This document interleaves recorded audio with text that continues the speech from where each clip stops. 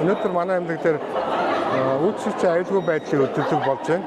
Энэ нь болохоор нөгөө Дэлхийн эрүүл мэндийн байгууллагаас 9 сарын 17-ыг за Дэлхийн эрүүл мэндийн байгууллагын гишүүн бүрэн орон үйлчлэгчийн аюулгүй байдлыг өдөргөж тэмдэглэж байгаа. За энэ Монгол улсын хувьд болохоор 2019 оноос эхлээд тэмдэглэж байгаа. Тэгээ бид нар одоо ингээд 6 дахь жилдээ тэмдэглэж байна. Тэгээ жил болгон үйлчлэгчийн аюулгүй байдлын өдөр нь бол өөрийн гэсэн сэдвтэй байдаг.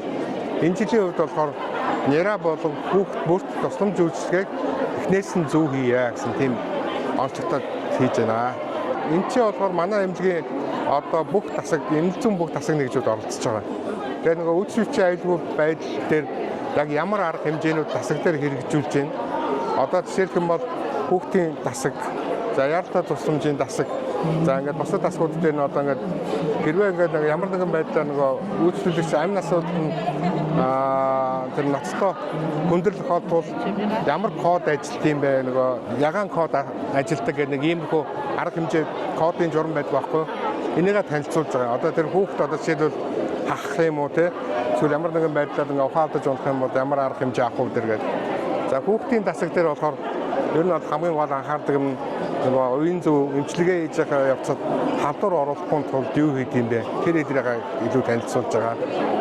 За бусад тасаг нэгжүүдийн хувьд болохоор энэ нөгөө үйлчлэгчийн аюулгүй байдлын 6 зорилт гэдээ байдیں۔ Үйлчлэгчийг зөв тань тодруулах. За нөгөө үр дүнтэй харилцаа бий болгох. За мэс цастын тусламж үйлчлэгийг зөв хүнд зөв газар хийх.